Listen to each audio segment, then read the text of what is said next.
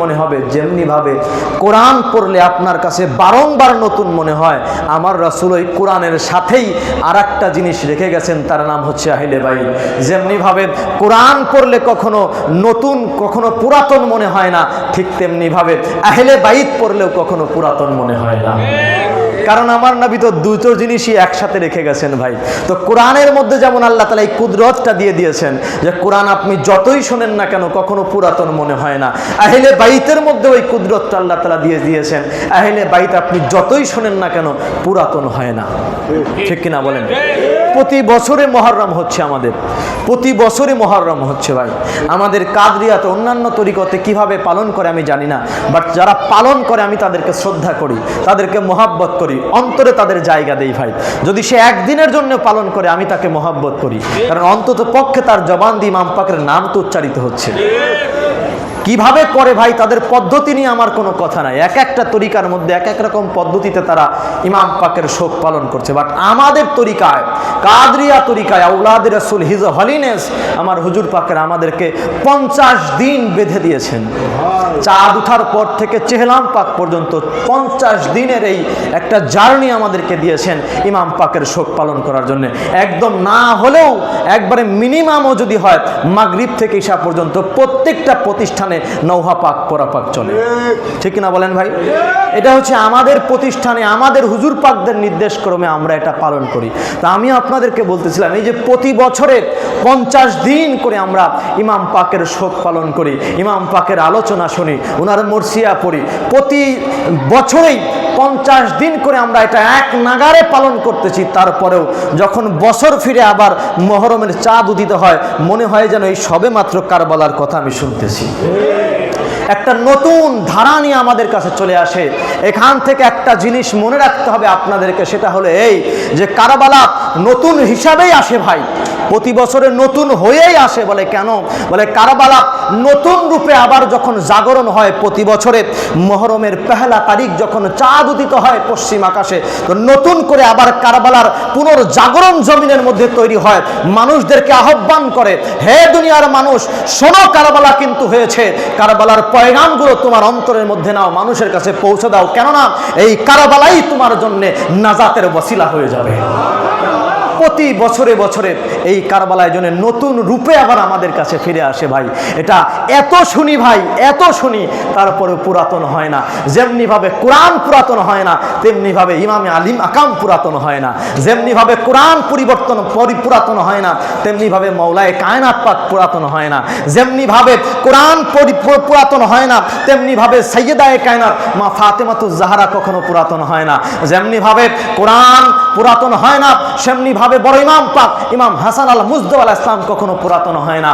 যেমনি ভাবে কোরআন কখনো পুরাতন হয় না, ঠিক তেমনি ভাবে ইমাম আলী মাকাম ইমাম হুসাইন আলাইহিস সালামও কখনো পুরাতন হয় না। কেন হবে পুরাতন? কেন হবে ভাই? কোরআন, যেই কোরআনের কথা আমরা বলতেছি এটা তো কোরআনে সাবেত আছে, এটা তো লিখিত কোরআন আছে, আর জানাদের আলোচনা এখানে চলতেছে তারা তো জিন্দা একটা কোরআন আছে ভাই।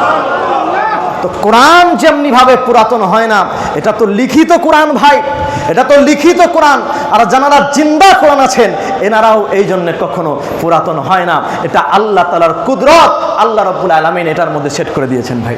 আপনি যে কোনো আলোচনা একবার থেকে দুইবার শুনবেন, দেখবেন আপনার আর ভালো লাগতেছে না। আমি কি মিথ্যা বলতেছি ভাই? বলেন, এটা বাস্তবতা কিনা বলেন? যে কোনো আলোচনা আপনি একবার থেকে দুইবার শুনবেন, আপনার আর ভালো লাগবে না। বলে এটা তো শুনছি, কিন্তু কারবালা আপনারা শোনেন নাই? বলেন না ভাই, শোনেন নাই? প্রতি বছরে আলোচনা হচ্ছে না, তারপরেও বসে আছেন না এখানে ভাই। কেন? বলে ওই নাম শুনলেই ভালো লাগে, ইমাম পাকের নাম, ওই নাম শুনলেই মনে হয় অন্তরের ভিতরে একটা অন্যরকম অনুভূতি তৈরি হয়ে যায়। এটাই হচ্ছে ইমাম পাকের মর্যাদা। এই আলিশান মর্যাদা ইমাম পাককে আল্লাহ রাব্বুল আলামিন দিয়েছেন ভাই। কোরআনে নাতেক হচ্ছেন এনারা। ইমামে আলী মাকাম ইমাম হুসাইন আলাইহিস সালাম যখন হযরতে আলী আসগর আলাইহিস সালামকে নিয়ে কারবালার জমিনে উনি যখন পদার্পণ করছিলেন, যাচ্ছিলেন, হযরতে আলী প্রচণ্ড রৌদ্রের তাপ, ইমাম আলী মাকাম হযরত আলী আসগর আলাইহিস সালামকে একটি কাপড় দিয়ে ঢেকে ঘোড়ার উপরে উনি এইভাবে বুকের সাথে লাগায় নিয়ে উনি যখন ঘোড়া দাবড়ায়া কারবালার জমিনের দিকে যাচ্ছেন, তখন কারবালার ওই ময়দানে যত ইজিদি লস্কর ছিল লানাতুল্লাহি আলাই প্রত্যেকটা লস্কর তখন দূর থেকে যখন দেখতেছিল যে ইমাম আলী মাকাম ঘোড়া দাবড়ায়া বুকের মধ্যে কাপড় দিয়ে কিছু একটা পেঁচায়া যখন নিয়ে আসতেছে, যখন এটা দেখতেছিল, তখন প্রত্যেকটা ইয়েজিদি সৈন্য ধারণা করেছিল যে ইমাম হুসাইন আলাইহিস সালাম আমাদের মাঝে কোরআন নিয়ে আসতেছেন, আমাদের সাথে মনে হয় কোরআন নিয়ে চুক্তি করবেন, তিনি সন্ধি করবেন। তিনি ইমাম পাক কোরআন নিয়ে যান নাই, ইমাম পাক আমাদের এই লিখিত কোরআন নিয়ে যান নাই, তবে ইমাম পাক কারবালায় কোরআন নিয়ে গেছেন। বলে কোন কোরআন নিয়ে গেছেন? বলে ইমাম পাক কারবালায় জিন্দা কোরআন আলী আসগারকে নিয়ে গিয়েছেন, জিন্দা কোরআনকে নিয়ে গেছেন। এই জন্য সবাই দূর থেকে দেখে ভাবতেছেন যে ইমামে আলী মাকাম আমাদের মাঝে আসতেছেন, তো কোরআন উনি কাপড়ের মধ্যে পেঁচায়া নিয়ে আসতেছেন। তো এই যে কোরআন, যে জিন্দা কোরআন আছে ভাই, হ্যাঁ, এটার একটা প্রমাণ আল্লাহ রাব্বুল আলামিন দেখেন কারবালার জমিনেও করে দিলেন। ঠিক আছে, যে তোমাদের মাঝে কাকে পাঠাইতেছি দেখো, তোমরা একে শহীদ করবে, একে এর বুকে তীর তীর বক্ষভেদ করবে তীর দিয়ে, তোমরা তো আলী আসগারকে চিনবে না। এই জন্য আল্লাহ রাব্বুল আলামিন আলী আসগারকে যখন কারবালার জমিনে পাঠাইতেছেন ইমাম পাককে দিয়ে, তখন 22,000 সৈন্যের মাথার ভিতরে এই চিন্তাটা আমার আল্লাহ দিয়ে দিচ্ছেন যে শোনো, এখন যে ব্যক্তি কারবালার জমিনে আসতেছে শহীদ হওয়ার জন্য, মনে রাখো তার পরিচয় হচ্ছে সে শুধু আলী আসগার নয়, বরং সে জিন্দা কোরআন তোমাদের মাঝে আসতেছে।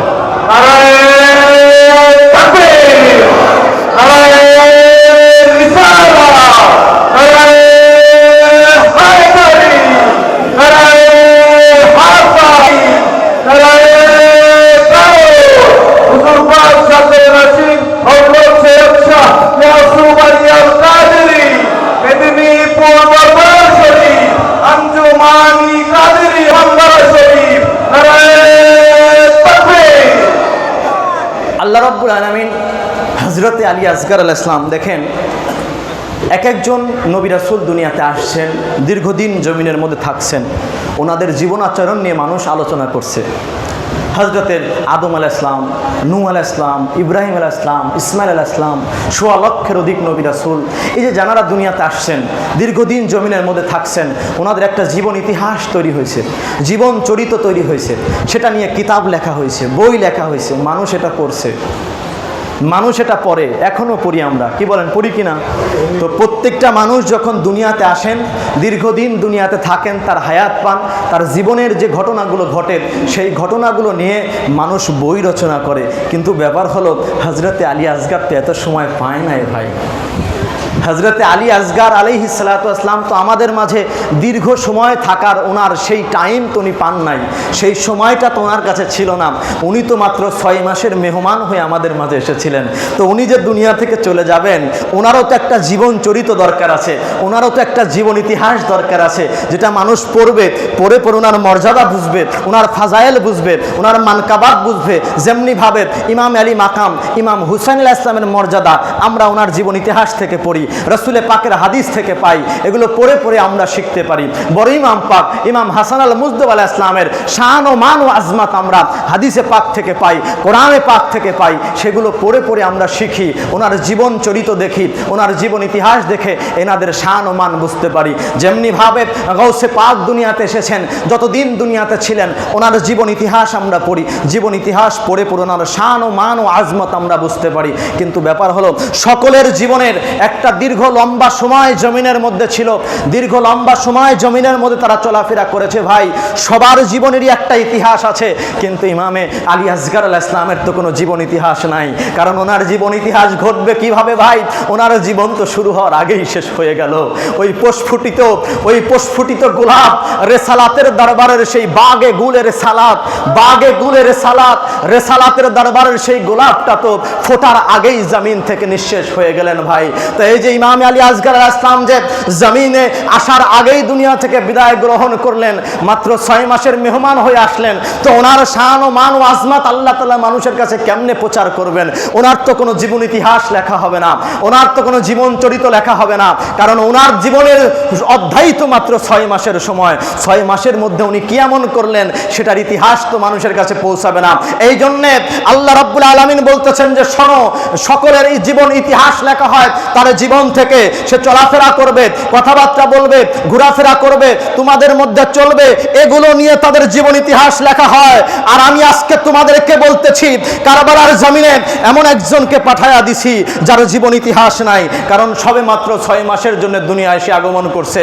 সে মানুষের সাথে কথা বলতে পারে নাই, মানুষের সাথে চলতে পারে নাই, তার জীবনের কোনো ইতিহাস তৈরি হয় নাই। এই জন্য আমি আল্লাহ তাআলা তার জীবন ইতিহাস হিসাবে আমার কোরআনটাকে তার জীবনের ইতিহাস বানায়া দিলাম। এই জন্যে যখন তিনি কারবালার জমিনে যাচ্ছেন, আল্লাহ তাআলা সব এজিদি সৈন্যদের মাথার ভিতরে দিয়ে দিচ্ছে, তোমাদের মাঝে ইমাম পাক এখন কি নিয়ে আসতেছেন? বলে আমাদের মাঝে কোরআন নিয়ে আসতেছেন। আলী আসগারের পরিচয় আল্লাহ তাআলা দিয়ে দিলেন কোরআন হিসাবে, যে কোরআন পড়ো, কোরআনই হচ্ছে আমার আলী আসগার, কোরআনই হচ্ছে আমার আলী আসগারের মর্যাদা।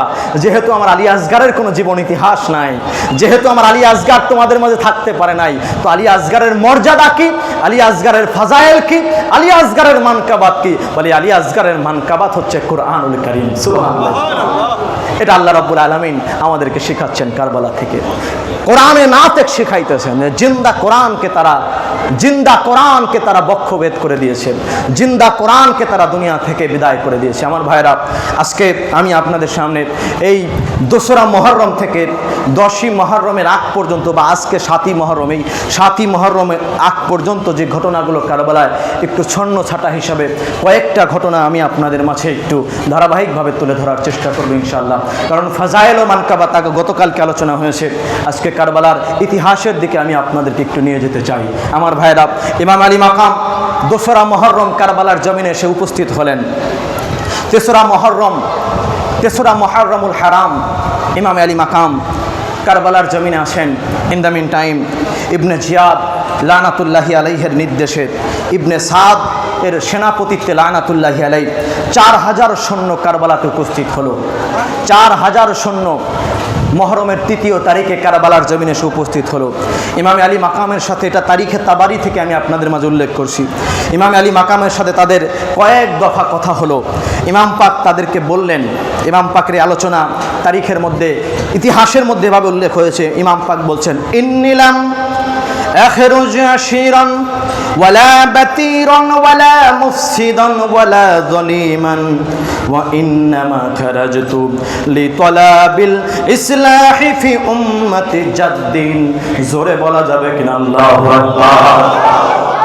ইমাম আলী মাকাম সাইয়্যিদুশ শুহাদা, শহীদে কারবালা ইমাম হুসাইন আলাইহিস সালাতু ওয়াস সালাম পাকের সাথে ইবনে সাদ লানাতুল্লাহি আলাইহির যখন কথা হলো, কয়েক দফা ইমাম পাকের সাথে আলোচনা হলো, ইমাম আলী মাকামকে তারা অনেকগুলো শর্ত দিল, অনেকগুলো প্রস্তাব তার কাছে করলো।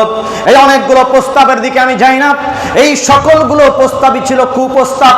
ইমাম পাক তাদের সকল প্রস্তাবকে নাকচ করে দিয়ে ইমাম পাক ব্যর্থ ভাষায় বলতেছেন, যেখানে 4000 সৈন্য নিয়ে ইমাম পাকের তাঁবুটাকে ঘিরে ফেলা হয়েছে, সেই 4000 সৈন্যের মধ্যে ইমামে আলী মাকাম একা দাঁড়ায় কথা বলতেছেন।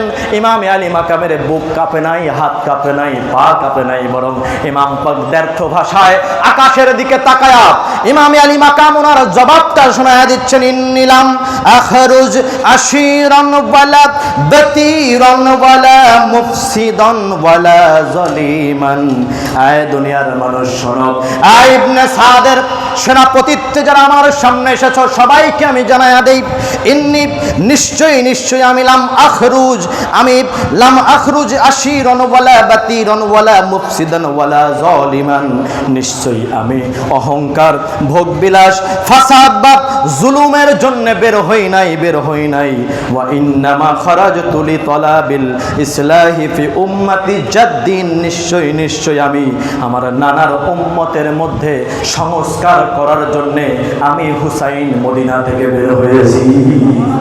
ইমাম আলী মাকাম বললেন, সালাহ করতে এসেছি আমি, আমার নানার উম্মতের মধ্যে সালাহ করতে এসেছি। সালাহ মানে হচ্ছে সংশোধন করা, সংস্কার করা। আমার উম্মত, আমার নানার উম্মতের মধ্যে যেই সমস্যাগুলো দেখা দিয়েছে, সেই সমস্যাগুলোর জ্বর থেকে আমি কেটে দেওয়ার জন্যে, সমস্যাগুলোর জ্বর আমি মাটি থেকে উৎখাত করার জন্যে আমি হুসাইন মদিনা থেকে বের হয়েছি। কোনো জুলুম, অত্যাচার, নির্যাতন, অহংকার, ভোগ বিলাসের জন্যে আমি হুসাইন বের হই না। ইমাম আলী মাকামের এই বক্তব্য যখন ইবনে সাদ শুনল, সে বুঝে ফেলল ইমাম পাক তাদের কাছে মাথা নত করার লোক নন, ইমাম পাক তাদের কথায় কর্ণপাত করবে না, এটা ইবনে সাদ বুঝে ফেললো। খবর পাঠাইয়া দিল ইবনে জিয়াদের কাছে লানাতুল্লাহি আলাইহি।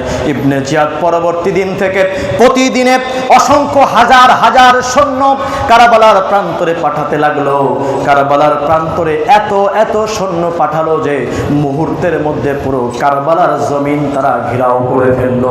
ইমাম পাক যখন সমগ্র কারবালার জমিনটা যখন তারা ঘেরাও করে ফেলেছেন, ইমাম আলী মাকাম 7ই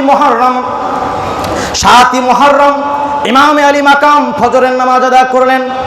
ফজরের নামাজ আদায় করে ইমাম আলী মাকাম ওনার বেটি হযরত সৈয়দা সাকিনা সালামুল্লাহি আলাইহির সাথে করে নিয়ে তাবু থেকে যখন বের হলেন, ওনার ঘর থেকে যখন উনি বের হলেন, বের হওয়ার সময়ে হযরত সাকিনা সালামুল্লাহি আলাইহা জিজ্ঞাসা করতেছেন, আব্বা জান, এই চতুর্দিক দিয়ে এত মানুষ দেখা যায়, এত মানুষ দেখা যাইতেছে, তারা ঘোড়া দাবড়া আমাদের চতুর্দিক দিয়ে ঘুরতেছে, আব্বা জান এরা কেন এসেছে? এরা কি আমাদের কোনো আত্মীয় হয় নাকি?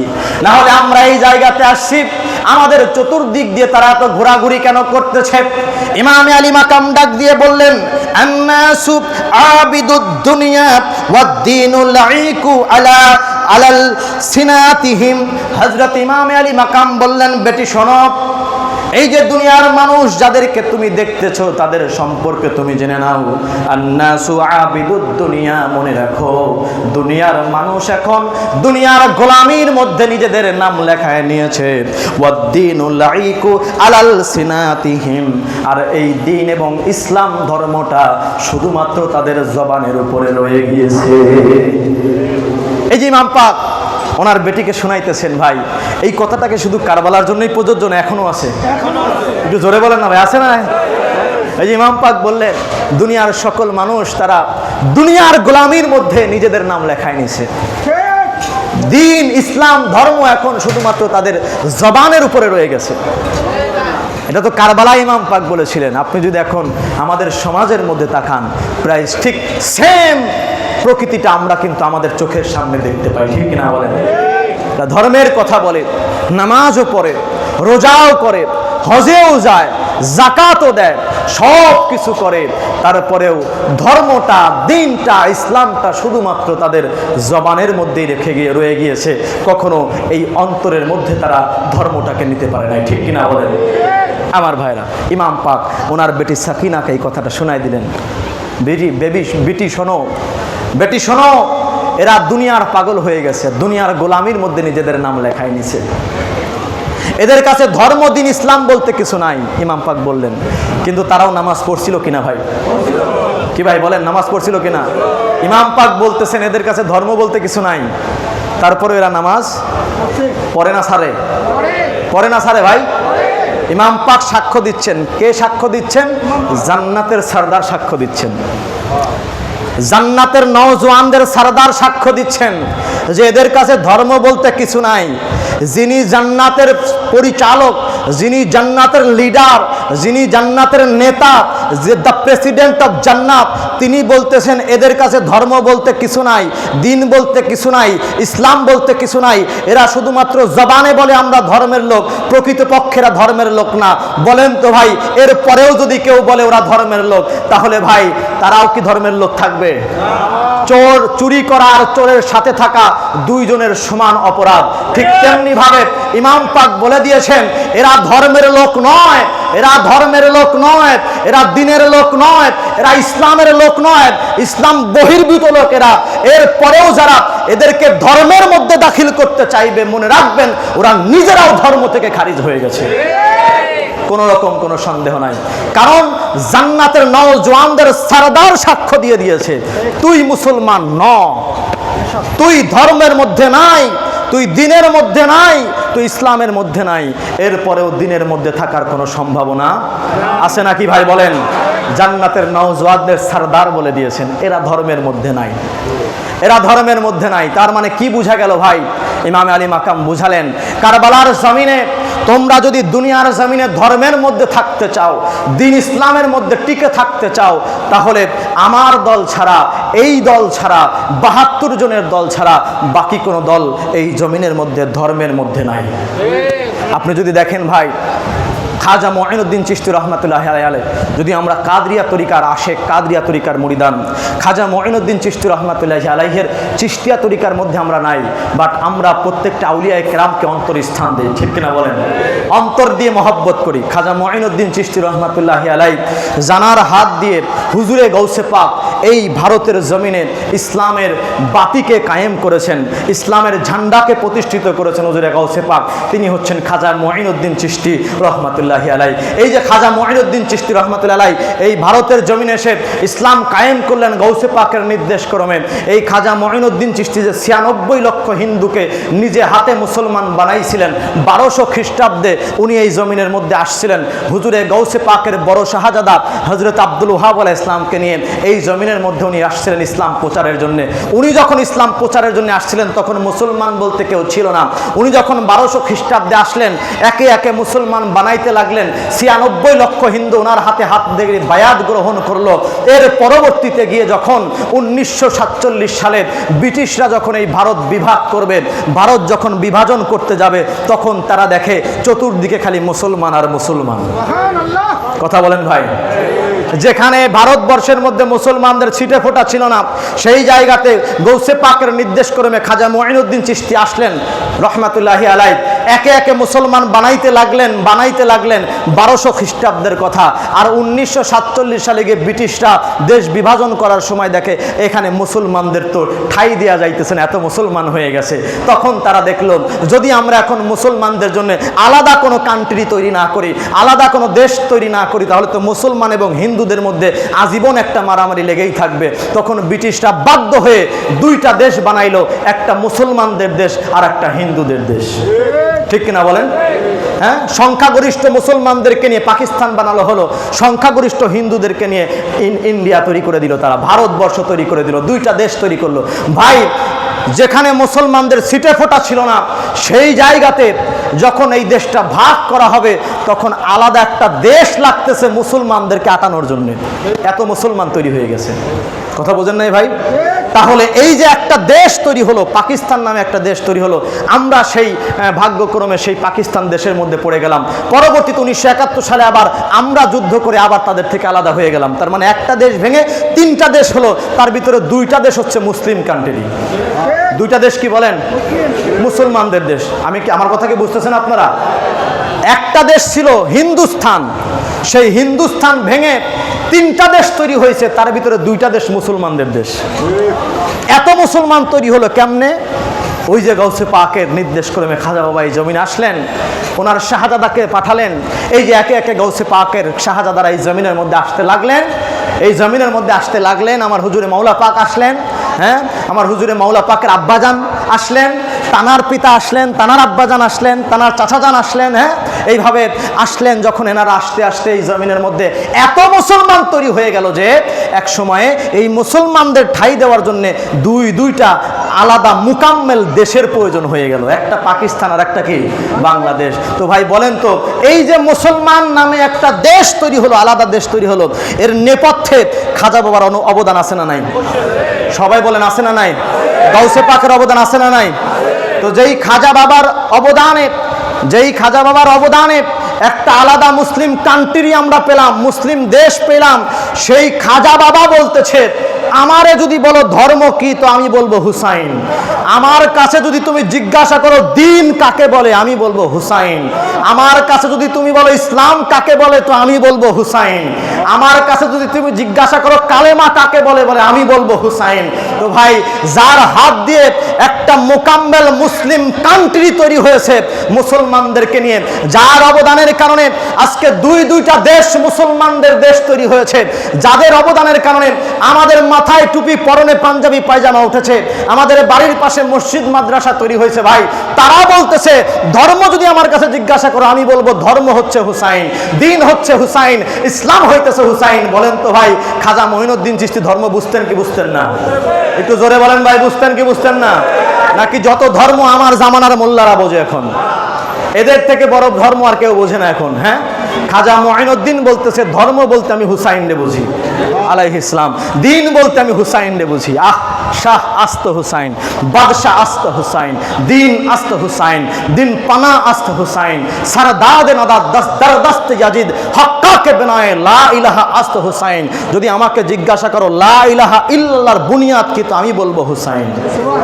তো যার হাতে হাত দিয়ে আপনার বাপ দাদারা মুসলমান হয়েছে, যার হাতে হাত দিয়ে আপনার বাপ দাদারা মুসলমান হয়েছে, তিনি বলতেছেন কালেমা তৈয়বার ভিত্তি হচ্ছেন হুসাইন, আপনি বলতেছেন হুসাইনকে আমি চিনি না। বলেন তো ভাই, তাহলে ভাই আপনি কি ধর্মের উপরে আছেন, দিনের উপরে আছেন, ইসলামের উপরে আছেন? এই জন্য হুজুর ইমাম আলী মাকাম বলতেছেন কারবালাতে, বেটি সাকিনা শোনো, এরা ধর্ম থেকে বিচ্যুত হয়ে গেছে, দিন থেকে বিচ্যুত হয়ে গেছে, ইসলাম থেকে বিচ্যুত হয়ে গেছে। তারা প্রকৃতপক্ষে বিচ্যুত হয়েছিল কি থেকে, তারা সরে গিয়েছিল কোনটা থেকে? আমার কথা যদি আপনারা যদি মনোযোগ দিয়ে না শোনেন বুঝতে পারবেন না। আমার কথা কি বুঝতেছেন আপনারা? দেখেন ভাই, তারা বিচ্যুত হয়েছিল কি থেকে? নামাজ থেকে। নামাজ থেকে সরে গিয়েছিল তারা, এই রোজা থেকে সরে গিয়েছিল, হজ থেকে সরে গিয়েছিল, জাকাত থেকে সরে গিয়েছিল, কোরআন থেকে সরে গিয়েছিল, হাদিস থেকে সরে গিয়েছিল। তারা কি থেকে সরে গিয়েছিল? জোরে বলেন, কি থেকে সরেছিল? আরো জোরে বলেন, কি থেকে সরে গিয়েছিল? তার মানে কি ভাই? তার মানে হচ্ছে এখান থেকে স্পষ্ট প্রমাণিত হয়ে যায় ভাই, নামাজ ছাড়লে দিন থেকে চলে যায় না, রোজা ছেড়ে দিলে দিন থেকে খারিজ হয় না, হজ ছেড়ে দিলে দিন থেকে খারিজ হয় না, জাকাত ছেড়ে দিলে দিন থেকে খারিজ হয় না, কালেমা ছেড়ে দিলে দিন থেকে খারিজ হয় না। বলে দিন থেকে খারিজ হয় কি করলে? বলে হুসাইন ছাড়বে তো দিন থেকে চলে যাবে।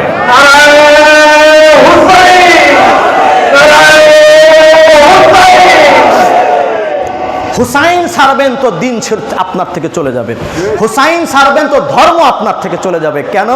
কারণ খাজা বাবা বলছেন ধর্মই তো হুসাইন, খাজা বাবা বলছেন দিনই তো হুসাইন। তো দিন যদি হুসাইন হয়, হুসাইনকে ছেড়ে দেওয়া মানে ধর্মকে ছেড়ে দেওয়া। কথা বলেন ভাই, ধর্ম যদি হুসাইন হয় তো হুসাইনকে ছেড়ে দেওয়া মানে ধর্মকে ছেড়ে দেওয়া। ইসলাম যদি হুসাইন হয় তো হুসাইনকে ছেড়ে দেওয়া মানে ইসলামকে ছেড়ে দেওয়া। আমার কথা কি বুঝতেছেন আপনারা ভাই? এটাই তো মূল কথা। নামাজ ছাড়লে ধর্ম ছাড়া হয় না, রোজা ছাড়লে ধর্ম ছাড়া হয় না, হজ ছাড়লে ধর্ম ছাড়া হয় না। ধর্ম ছাড়া হয় কি থেকে? ইমাম পাক বলতেছেন ওরা আমার থেকে বিচ্যুত হয়ে গেছে, ওরা ধর্ম থেকে সরে গিয়েছে।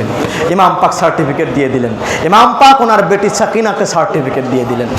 ইমাম আলী মাকাম সাইয়্যিদুশ শুহাদা শহীদে কারবালা ইমাম হুসাইন আলাইহিস সালাতু ওয়াস সালাম বলছেন রিদা বিকাদাইল্লাহি ওয়া তাসলিমা বিআমরিহি। ও আমার বেটি সাকিনা শোনো, আমি আমার আল্লাহর সিদ্ধান্তের উপরে সন্তুষ্ট রয়েছি, আল্লাহর ফয়সালার উপরে সন্তুষ্ট রয়েছি। বেটি সাকিনা শোনো, ওয়া তাসলিমা বিআমরিহি, আমি আমার আল্লাহর আদেশের কাছে সম্পূর্ণ আত্মসমর্পণকারী হিসাবে আমি নিজেকে সমর্পণ করে দিয়েছি। বেটি সাকিনা শোনো, আমি আল্লাহর আদেশ, আল্লাহর ফয়সালার কাছে আমি সন্তুষ্ট আছি। আমার আল্লাহ তাআলা যেই ফয়সালা করেছেন সেই ফয়সালাকে আমি গ্রহণ করে নিয়েছি। ইমাম আলী মাকাম বলতেছেন সাবরান বানিল কিরাম, হে সম্মানিত বংশের সন্তানগণ, ধৈর্য ধারণ করো। তোমাদের জন্য এখন সবথেকে বড় কাজ হইতেছে ধৈর্য ছাড়া আর তোমাদের এখন কিছু করার নাই। তোমাদের একটাই কাজ করতে হবে, সেটা হইতেছে এখন তোমাদেরকে ধৈর্য ধারণ করা লাগবে। ইমাম আলী মাকাম সাইয়্যিদুশ শুহাদা শহীদে কারবালা ইমাম হুসাইন আলাইহিস সালামের হালাতটা যদি আপনি একবার চিন্তা করেন, আমাদের মধ্যে আমরা যারা বাবা হয়েছি, আমাদের ঘরে যদি খাবার না থাকে, ঘরের খাবার যদি ফুরায়া যায়, বাবা হিসাবে আপনার তখন করণীয়টা কি হয়ে যায়? আপনার ঘরে যদি খাবার না থাকে, আপনি ছোটাফোটা করতে থাকবেন, আপনি ছুটতে থাকবেন, দৌড়াতে থাকবেন, নিজের শরীরের রক্ত বিক্রি করে হলেও আপনি আপনার সন্তানদের জন্য খাবার কিনে আনবেন। কথা বলেন ভাই। আমাদের মধ্যে আমরা যারা বাবা হয়েছি আমরা বুঝি ভাই, আমরা এটা বুঝতে পারি, যদি ঘর খাবার না থাকে, সন্তানের মুখে যদি খাবার তুলে না দেওয়া যায়, এর থেকে বড় কষ্টের আর কিছু হতে পারে না। ইমাম আলী মাকাম সাইয়্যিদুশ শুহাদা শহীদে কারবালা ইমাম হুসাইন আলাইহিস সালাতু ওয়াস সালাম, এই 7ই মুহররমের এই দিনটা হচ্ছে সেই দিন যেই দিনে ইমাম হুসাইন আলাইহিস সালাম শাহর বানুর কাছে এসে জিজ্ঞাসা করলেন, বিবি গো, আমাদের তাঁবুর মধ্যে কি কোনো খাবার আছে কিনা? হযরতে শাহর বানু বললেন, স্বামী গো মাওলা, আমাদের তাঁবুর মধ্যে তো আজকে রাতে আমাদের তাঁবুর মধ্যে সব খাবার কিন্তু শেষ হয়ে গেছে। যা খাবার আমরা সাথে করে নিয়ে এসেছিলাম সব খাবার শেষ হয়ে গেছে স্বামী গো, এখন তো খাবারের ব্যবস্থা করা দরকার। ইমামে আলী মাকাম বেটিকে সাথে করে নিয়ে, হযরতে সাকিনাকে সাথে করে নিয়ে তাঁবু থেকে বের হলেন। তাঁবু থেকে বের হয়ে গিয়ে চতুর্দিকে দেখলেন এজিদি সৈন্যরা ঘেরাও করে ফেলেছেন। এরই মধ্যে এজিদি লস্করের মধ্য থেকে, এজিদি সৈন্যদের মধ্য থেকে 500 জন সৈন্যকে মোতায়েন করা হলো। ফোরাত নদীর তীর ব্যাপী ফোরাত নদীকে ঘেরাও করে দেওয়া হলো। বলা হলো এই ফোরাত নদীর এক বিন্দু পানি যেন ওই ইমাম হুসাইন আলাইহিস সালামের তাঁবুতে না যায়। আমরা তাদেরকে শুধু হত্যাই করব না, তাদেরকে শুধুমাত্র আমরা কষ্টই দেব না, তাদেরকে খাবার দিয়ে মারব, তাদেরকে পানির বিনিময়ে মারব, আমরা তাদেরকে দুনিয়ার যত অত্যাচার নিপীড়ন করা যায় তাদের উপরে আমরা করব। 500 জন সেনা মোতায়েন করে দেওয়া হলো। ওই কারবালার ওই ফোরাত নদীর তীর ঘেঁষে 500 জন তারা তীরন্দাজ, তারা ওই কারবালার ওই ফোরাত নদীর পাশ দিয়ে দাঁড়ায় থাকলো। দাঁড়ায় থেকে তারা তীর হাতে নিয়ে দাঁড়ায় রইল এবং তারা বলতে লাগলো, যদি তোমাদের মধ্য থেকে, হায় হুসাইনি তাঁবুর লোকেরা, তোমাদের ভিতর থেকে যদি কেউ আমাদের এই ফোরাত নদীর কাছে আসতে চাও, তো সর্বপ্রথম কিন্তু আমাদের তীর তোমাদের দেহকে আঘাত করবে। এইভাবে তারা ফোরাত নদীকে আঁকড়ে দিল। ভাই, শুধুমাত্র ফোরাত নদী কারবালাতেই আটকানো হয় নাই আমার ভাইরা, আমার বন্ধুরা। সিফফিনের যুদ্ধ যখন হয়েছিল, আপনাদের অবগতির জন্য বলি, কারবালা হচ্ছে ফোরাত নদীর এই প্রান্তে, আর সিফফিন হচ্ছে ফোরাত নদীর ওই প্রান্তে। সিফফিন হচ্ছে ফোরাত নদীর ওই প্রান্তে। দুইটা জায়গায় কিন্তু ফোরাত নদীর কুল ঘেঁষে। ফোরাত নদীর এক প্রান্ত হচ্ছে কারবালা, আর এক প্রান্ত হচ্ছে সিফফিন। সিফফিনের ময়দানে মাওলায়ে কায়নাত ছেড়ে খোদা হযরতে আলী কারামাল্লাহু ওয়াজহুল কারীমের সাথে মুআবিয়ার সাথে মাওলায়ে কায়নাত পাকের যে যুদ্ধ হয়েছিল, সেটা হচ্ছে সিফফিনের যুদ্ধ। এই সিফফিনের যুদ্ধের সময়ও মাওলায়ে কায়নাত পাকের তাঁবুতে যেন পানি না যায়, সেই জন্যে মুআবিয়া তার দলবলকে ওই ফোরাত নদী ঘেরাও করতে বলেছিল। কিন্তু মাওলায়ে কায়নাত ছেড়ে খোদা হযরতে আলী কারামাল্লাহু ওয়াজহুল কারীম তার লস্করদেরকে বললেন, সেনাবাহিনীদেরকে বললেন, আসো আমার সাথে, ফোরাত নদী জয় করতে হবে। মাওলায়ে কায়নাত পাক তাদের কাছে গেলেন, তাদেরকে হত্যা করে ফেললেন, তাদের সাথে যুদ্ধ করে ফোরাত নদী জয় করে নিলেন। ভাই, এই ফোরাত নদী ঘেরাও করার এই ঘৃণ্য প্রথাটা চালু করেছিল সর্বপ্রথম মুআবিয়া। কথা বলেন, কে চালু করছিল? জোরে বলতে হবে ভাই, কে চালু করছিল? এই সিফফিনের যুদ্ধে ওটা হয়েছে ভাই। ফোরাত নদী ঢেকে দেওয়া, ফোরাত নদী তাদের দখলে নিয়ে নেওয়া। সিফফিনের যুদ্ধে মুআবিয়া যেটা করেছিল, কারবালার প্রান্তরে এসে ইয়াজিদের লস্কর, ইয়াজিদের সেনারাও তাই করতে শুরু করে দিল। মুআবিয়ার শিক্ষা তো ঠিক কিনা বলেন? বাপের শিক্ষা পাইছে, বাপ যা করছে তারাও তাই করতেছে। ফোরাত নদী ঘেরাও করে দিয়েছে। ইমামে আলী মাকাম চিন্তিত। ইমামে আলী মাকাম যদি ওনার চিন্তার কোনো কারণ নাই, কারণ উনি জানেন এই যে কারবালার জমিনে উনি এসেছেন, উনি জানেন এই কারবালার জমিনে আল্লাহ তাআলা তো ওনাকে আগেই জানায়া দিয়েছেন। আল্লাহ তাআলা বলতেছেন, ওয়ালা নাবেনু ওয়ান্নাকুম বিশাইইম মিনাল খাউফি ওয়াল জু'i ওয়া নাকসিম মিনাল আমওয়ালি ওয়াল আনফুসি ওয়াস সামারাত ওয়া বাশশিরিস সাবিরিন। আল্লাহ রাব্বুল আলামিন তো আগেই কোরআনে জানায় দিয়েছেন ইমাম পাককে, হে ইমামে আলী মাকাম শোনো, ওয়ালানাবলুওয়ান্নাকুম, আমি তোমাদেরকে পরীক্ষা করব, আমি তোমাদেরকে পরীক্ষা নেব। কিভাবে পরীক্ষা নেব? বলে ওয়ালানাবলুওয়ান্নাকুম বিশাইইম মিনাল খাউফি ওয়াল জু'i ওয়া নাকসিম মিনাল আমওয়ালি ওয়াল আনফুসি ওয়াস সামারাত।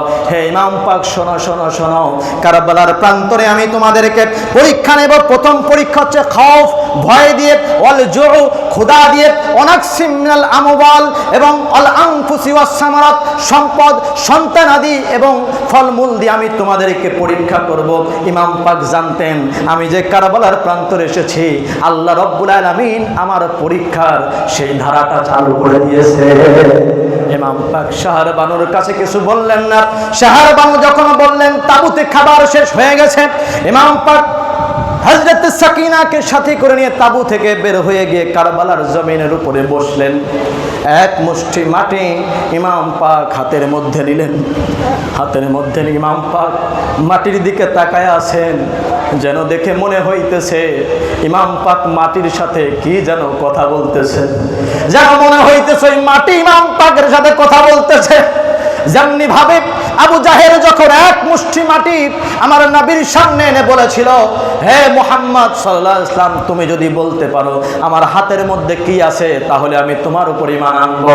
রাসূল পাক বললেন, আমাকে বলতে হবে নাকি তোমার হাতে যা আছে সেটাই বলবে? তুমি বলো। বলে হাতেরটা বললেই তো ভালো হয়। আমার নবী শুধু ডাক দিলেন, এই আবু জাহেলের হাতের মধ্যে তোমরা কি আছো কথা বলো। আবু জাহেলের হাতের ভিতর থেকে সেই মাটি আমার নবীর সাথে কথা বলতেছেন।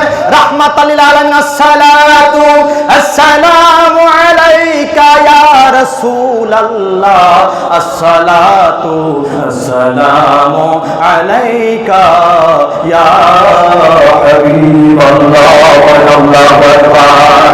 ওই আবু জাহেলের হাতের মাটি আমার নবীর সাথে কথা বলে আমার নবীকে সালাম দিচ্ছে। সালাম দিয়ে জানায়, ইয়া রাসূলুল্লাহ, ইয়া হাবিবাল্লাহ, আমরা তো এই আরবের মরুভূমির মধ্যে পড়ে থাকা ধুলাবালি, আমাদেরকে আবু জাহেল আজকে নিয়ে আসছে আপনারে পরীক্ষা করার জন্য। আমার নবীর সাথে আবু জাহেলের হাতের ভিতরে থাকা সেই মাটি আমার নবীর সাথে কথা বলে কি বলে না? যেমনি ভাবে আবু জাহেলের হাতের ভিতরের মাটি আমার নবীর সাথে কথা বলে, ঠিক তেমনি ভাবে আজ যেন কারবালার প্রান্তরে 7ই মুহররম আমার হুসাইন যখন কারবালার প্রান্তরে গিয়ে এক মুষ্টি মাটি যখন হাতের মধ্যে নিয়েছেন, দেখে মনে হইতেছে যেন সেই মাটি বিনিয়ে বিনিয়ে ইমাম পাকের সাথে কথা বলতেছেন, যেন জানায়া দিচ্ছেন, হুসাইন আপনি কত দেরি করে এসেছেন। আমি তো সেই সৃষ্টির শুরু থেকে, যখন থেকে আল্লাহ তাআলা আদম আলাইহিস সালামকে দুনিয়াতে পাঠাইছে তখন থেকে আমি অপেক্ষায় আছি, আপনি কবে আমার কাছে আসবেন। আপনারে আমার বুকে ধারণ করার জন্য আমি মাটি প্রস্তুত হয়ে আছি। ওই মাটি যেন বলতেছে ইমাম পাককে, ও হুসাইন, ইমাম পাক আপনি জানেন কিনা সৃষ্টির শুরু থেকে আমার উপর দিয়ে যত মানুষ গমন করেছে, যত মানুষ আমার উপর দিয়ে হেঁটে গিয়েছে, আমি প্রত্যেকটা মানুষের পা টেনে ধরেছি যেন তারা কারবালার ঘটনা না জেনে কেউ জানি আমার কারবালা অতিক্রম না করে। হযরতে আদম আলাইহিস সালাম যখন আমার উপর দিয়ে অতিক্রম করতেছিল, ও হুসাইন আমি আপনার স্মরণে হযরতে আদম আলাইহিস সালামের পা টেনে ধরলাম। হযরতে আদম আলাইহিস সালাম হোঁচট খেয়ে পড়ে গেলেন, তার পবিত্র রক্ত মুবারক ফিনকি দিয়ে কারবালার জমিনে পড়তে লাগলো। আদম সফিউল্লাহর এক ফোঁটা রক্ত কারবালার জমিনে ইমাম হুসাইনের কদম পাকে নজরানা হয়ে গেল। ঠিক তেমনি ভাবে হযরতে নূহ আলাইহিস সালাম যখন প্লাবনের যখন উনি যাইতেছেন, প্লাবনে যখন কিস্তি নিয়ে যাইতেছেন, কারবালার প্রান্তরে যখন এসেছেন, মাটি যেন হুসাইনকে শোনায়, ও ইমাম পাক আপনি জানেন কিনা হযরতে নূহ যখন তার কিস্তি নিয়ে আমার উপর দিয়ে যাইতেছিল, আমি তখন এইখানে একটা জালজানা, একটা ভূমিকম্প তৈরি করে দিয়েছিলাম যাতে হযরতে নূহ আপনার ঘটনা না জেনে যেন কারবালা পার করতে না পারে। আল্লাহু আকবার। ওই কারবালার মাটি ইমাম পাকের সাথে যেন কথা বলে, ভাই এনিয়ে বিনিয়ে যেন কথা বলে। ইমাম পাক কারবালার মাটি হাতে নিয়েছেন, কারবালার মাটি হাতে নিয়ে দীর্ঘক্ষণ কারবালার মাটিকে হাতে ধরে রেখে এবার ইমাম পাক কারবালার মাটিটা ছেড়ে দিচ্ছেন। আর আমার প্রিয় মুর্শিদ পাক বলতেছেন, এই যে তোমাদের তো ইমাম পাক যে কারবালার মাটি যে ওনার হাতে নিলেন, কারবালার মাটি যে উনি হাতে নিলেন, কেন নিলেন জানো? কারণ এই কারবালার মাটির মধ্যে ইমাম পাক সমগ্র সৃষ্টিকুলের ভাগ্যকে ইমাম পাক লিখে দিলেন। প্রিয় মুর্শিদ পাক বলছেন, किस्मते खलके खुदा है करबला की खाक में गंज रहमत का सोपा है करबला की खाक में गंज रहमत का सोपा है करबला की खाक में। প্রিয় মুর্শিদ পাক আমাদেরকে ডেকে ডেকে শোনাইতেছেন, এই দুনিয়ার মানুষ শোনো, ইমাম আলী মাকাম ইমাম হুসাইন আলাইহিস সালাম কারবালার জমিন এমনি এমনি যান নাই। বলে কারবালার জমিন উনি কেন গিয়েছিলেন? বলে কারবালার জমিনে ইমাম পাক গিয়েছিলেন এই সৃষ্টিকুলের ভাগ্য লেখার জন্য। প্রিয় মুর্শিদ পাক বলছেন, কিসমতে খালকে খোদা হয় কারবালা কি খাক মে, আল্লাহর সমগ্র সৃষ্টিকুলের ভাগ্য আল্লাহ রব্বুল আলামিন কারবালার মাটির মধ্যে লিখে দিয়েছে। আল্লাহু আকবার। প্রিয় মুর্শিদ পাক আমাদের এই ফরমানটা শোনাই দিলেন ভাই, যে আল্লাহ রাব্বুল আলামিন কারবালার জমিনের মধ্যে সমগ্র সৃষ্টিকুলের ভাগ্যকে লিপিবদ্ধ করে দিয়েছেন। তো ইমাম পাক কারবালায় গেছেন কেন? আমাদের ভাগ্য লেখার জন্য। কথা বলতে হবে ভাই, ইমাম পাক কারবালায় গেছেন কেন? জোরে বলেন, কারবালায় কেন গেছেন? আমাদের ভাগ্য লেখার জন্য, আমাদের ভাগ্য লেখার জন্য। প্রিয় মুর্শিদ পাক সেই কথাটা আমাদের নওহায়ে জামিলের মধ্যে কত সুন্দর করে শোনায় দিচ্ছেন এবং বলছেন, গঞ্জে রহমত কা সুপা হয় কারবালা কি খাকে মে, আল্লাহর রহমতের ঝান্ডা তো আল্লাহ রব্বুল আলামিন কারবালার জমিনের মধ্যে রেখে দিয়েছেন। এবার আপনার যদি রহমত নিতে হয় তো কারবালা থেকে নেবেন, যদি আপনার রহমতের দরকার না হয় তো নেবেন না ভাই। This is easy, take it easy. খুবই সহজ এটা ভাই, যদি আপনি বুঝতে পারেন। আর আপনি যদি না বোঝেন তাহলে আপনাকে বোঝানোর মতো ক্ষমতা এই জমিনের কারণে। কথাকে বুঝাইতে পারছি ভাই?